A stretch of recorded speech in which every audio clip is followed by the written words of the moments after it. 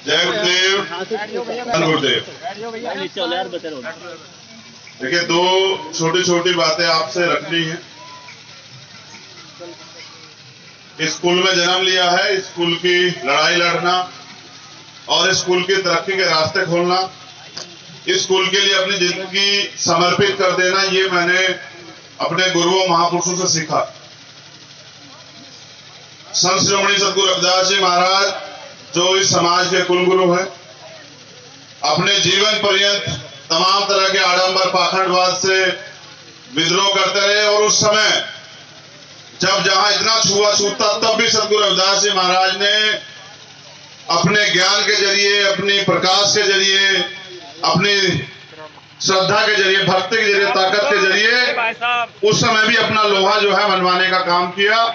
मैंने जब इतिहास को हम लोग पढ़ेंगे तो हमें पता लगेगा कि जिस समय इतना छुआछूत था, उस समय 600 साल पहले पूरे ब्राह्मण समाज के लोगों ने सद्गुरु रविदास महाराज को बनारस में पालकी में बिठा के पूरे बनारस का चक्कर लगवाया और ये स्वीकार किया कि आपसे बड़ा संत जो है दुनिया में कोई हो नहीं सकता, और संत शिरोमणि की उपाधि उनको दी। ऐसे कुल गुरु जी के चरणों में नमन करते हुए और उनके मिशन को आगे बढ़ाने का काम मैंने अपनी जीती जिंदगी में समय के सद्गुरु स्वामी समनदास जी महाराज को आगे बढ़ाते हुए, समाज को परिवर्तित करते हुए, समाज को रास्ता दिखाते हुए देखे। अगर ये सभ्य अधिकार हमें मिले, इसमें भी बाबा साहब अम्बेडकर का बहुत बड़ा रोल। अगर बाबा साहब अम्बेडकर भारत के संविधान में हमें बराबरी के अधिकार न दिलाते तो शायद हम अपना सत्संग भी नहीं कर पाते, क्योंकि शूद्र और छूत वर्ण के लोगों को तो अपनी जबान से मंत्र का उच्चारण करना, सुनना, इन सब के खिलाफ जो है ना कानून थे। संपत्ति रखना, अच्छे कपड़े पहनना, सबके खिलाफ कानून थे। तो मैं आज वो हमारे बीच में नहीं है, मैं पहले भी उनके सत्संग में, उनकी मौजूदगी के बीच में यहाँ आया हूं गंगों में, लेकिन आज वो, क्योंकि वो अब उनका देह पूरा हो चुका, वो अब हमारे बीच में नहीं है। उनके भी चरणों में नमन करता हूं। और अभी वर्तमान में मैंने बहुत संत देखे, लेकिन संत जो होते हैं ना, समाज का चेहरा होते हैं, आईना होते हैं, समाज का दर्पण होते हैं। संत वो होते हैं जो अपना पूरा जीवन समाज के नाम कुर्बान करते हैं और बैरागी का जीवन स्वीकार करके सब कुछ अपने गुरुओं महापुरुषों की विचारधारा को आगे बढ़ाने के लिए लगाते हैं। और मैं पूरी दुनिया में घूमता हूं, लेकिन मैंने ऐसे संत देखे, यहां मौजूद हैं बाल ब्रह्मचारी महात्मा ज्ञानदास जी, विजयदास जी और तमाम संत जो यहां मौजूद है। मैंने ऐसे संत भी देखे जिन्होंने अपना जीवन सद्गुरु रविदास जी महाराज के मिशन को, बाबा साहब अम्बेडकर जी के मिशन को, मान्यवर काशीराम साहब के मिशन को, और समय के सद्गुरु जो हमारे बीच नहीं रहे, वो प्रकाश, वो ज्योति स्वामी समनदास जी के मिशन को आगे बढ़ाने के लिए लगातार निरंतर काम कर रहे हैं, समाज को तैयार कर रहे हैं, कुरीतियों से, पाखंडवाद से, नशा, तमाम तरह की बुराइयों से दूर करके एकजुटता करने का काम कर रहा है। ऐसे महात्माओं के चरणों में भी मैं कोटि कोटि नमन करता हूं कि आप ऐसे गुरुओं का आशीर्वाद समाज पे बना रहे तो ये समाज जो है ना फलता फूलता रहेगा। और रही बात माला की, तो मैं आपसे हाथ जोड़ के माफी चाहता हूं, क्योंकि मैं वचनबद्ध, जीवन में मेरे वचन ही मेरी सबसे बड़ी ताकत। मैंने ये वचन लिया था कि जब तक मैं इस समाज की, जो पूरा बहुजन समाज है, क्योंकि काशीराम साहब मुझे पूरे बहुजन समाज की बात करके गए, जब तक मैं इनकी जिंदगी नहीं बदल दूंगा, इनका राज नहीं स्थापित कर दूंगा, तब तक मैं माला नहीं पहनूंगा। माला ना पहनने का कारण यही है क्योंकि जिनके समाज पे रोज उत्पीड़न होता हो और जिनको जानवर जैसे जीवन जीने के लिए मजबूर किया हो, जिनके बहन बेटों का रोज चीरहरण होता हो, जिनके सारे अधिकार छीनने जा रहे हैं, जिनको आज भी आदमी गुलाम की तरह ट्रीट करता हो, गुलाम समझता हो, उस समाज का एक बेटा अगर अपने गले में बड़ी बड़ी माला गिरवा के घूमता फिरे तो ये समाज का अपमान। और मैंने अपना पूरा जीवन जो है ना, आप तमाम लोग, पुराने लोग जानते हैं, जब से मैं इस आंदोलन में आया हूं, एक दिन भी मैंने समाज से अलग, इस आंदोलन से अलग नहीं जिया, और मैं जीना भी नहीं चाहता। मैं तो मर जाता जब 16-16 महीने की जेल काटी, प्रयास हुए तमाम तरह के, लेकिन सद्गुरु रविदास जी महाराज की असीम अनुकंपा मेरे सर पे है, उनका हाथ मेरे सर पे है। दुनिया की कोई मुसीबत आज तक मेरा रास्ता रोक नहीं पाई। एक गरीब का बच्चा आगे बढ़ रहा है। मैं समझता हूं अगर आप विश्वास रखते हैं अपने संतों, गुरुओं, महापुरुषों में, उनकी विचारधारा में, तो कोई मुसीबत आपका कुछ नहीं बिगाड़ सकती। शर्त यह है कि आप ईमानदार हो, आपकी नीयत नेक हो, आपकी नीति समाज के लिए, देश के लिए, प्रदेश के लिए अच्छी हो, तो आप आगे बढ़ते रहोगे। और अंतिम बात में मेरा ये संदेश है आप सब लोगों को, कह रविदास खलास चमारा, जो हम शहरी सो मीत हमारा। कई चीजें सदगुरु रविदास जी महाराज कह के गए हैं। सत्संग में अगर आप आते हैं, उनको सुनना बहुत जरूरी है और उनको अपने जीवन में धारण करना बहुत जरूरी है। ये सत्संग में आने का फायदा नहीं कि आप आए, यहाँ संतों की वाणियां सुनी और घर जाके फिर दारू पीने लग गए, या घरवाली को पीटने लग गए, या तमाम तरह की बुराइयों वाले काम करने लगे, तो ये कोई सत्संग में आने कोई फायदा नहीं। इससे अच्छा तो मत आओ। क्यों अपना समय खराब करते हो? अगर आप अपने महापुरुषों के दिखाए रास्ते पे नहीं चल सकते तो क्या फायदा आपका आने का? अगर आप अपने गुरुओं की कही गई बात को धारण नहीं कर सकते तो फिर आपका जो है ना, ये आपने जो लिया है गुरुओं से रास्ता जो लिया है, उसको लेने क्या फायदा? तो सतगुरु जी कह गए, सत्संगत मिल रही है माधुक जैसे मधुमक्खी, कि समाज को ऐसे रहना चाहिए जैसे मधुमक्खियां रहती हैं कि अगर किसी एक को कोई नुकसान पहुंचाए तो सारी इकट्ठी होकर उसके खिलाफ लड़े। ऐसी ताकत समाज के लोगों को बनानी चाहिए। ताकत में ही, एकता में शक्ति होती है।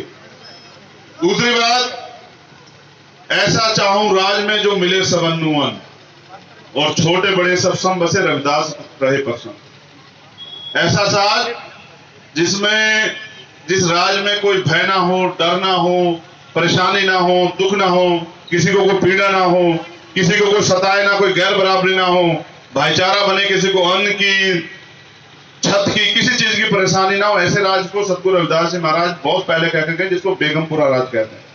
बेगमपुरा राज, जिस राज में कोई गम ना हो किसी भी व्यक्ति के लिए, किसी जाति धर्म के खिलाफ में किसी भी व्यक्ति के लिए कोई गम ना हो, ऐसा राज।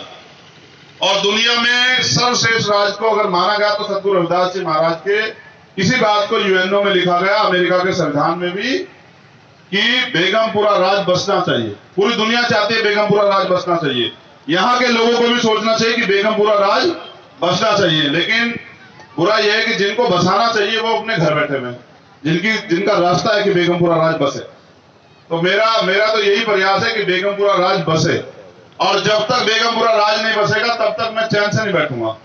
जब तक भारत में और दुनिया में बेगमपुरा राज नहीं आ जाता, ये गैर बराबरी खत्म हो जाए, महिलाओं पर अत्याचार खत्म हो जाए, अपमान खत्म हो जाए, तमाम तरह की बुराइयां खत्म हो जाए, ऐसा राज स्थापित हो जाए, भाईचारा बन जाए, जब तक ये नहीं होता हम लोगों का संघर्ष, जब तक मेरा जीवन कायम रहेगा। अंतिम बात आप सब लोगों के लिए, मैं वचनबद्ध, मुझे जाना है क्योंकि मेरी फ्लाइट है, मुझे जोलीग्रांट जाकर फ्लाइट पकड़नी है। लेकिन मैंने अपने गुरुओं महापुरुषों से किया वादा तक तोड़ा नहीं। तो मैंने उनसे कहा था कि मैं आऊंगा, क्या आऊं 10 मिनट के लिए, मेरे लिए फर्क नहीं पड़ता कि हाँ लोग आए हैं या नहीं आए हैं। सब लोग नेता वेता चाहते हैं कि भाई तब जब भीड़ हो जाए जाऊं।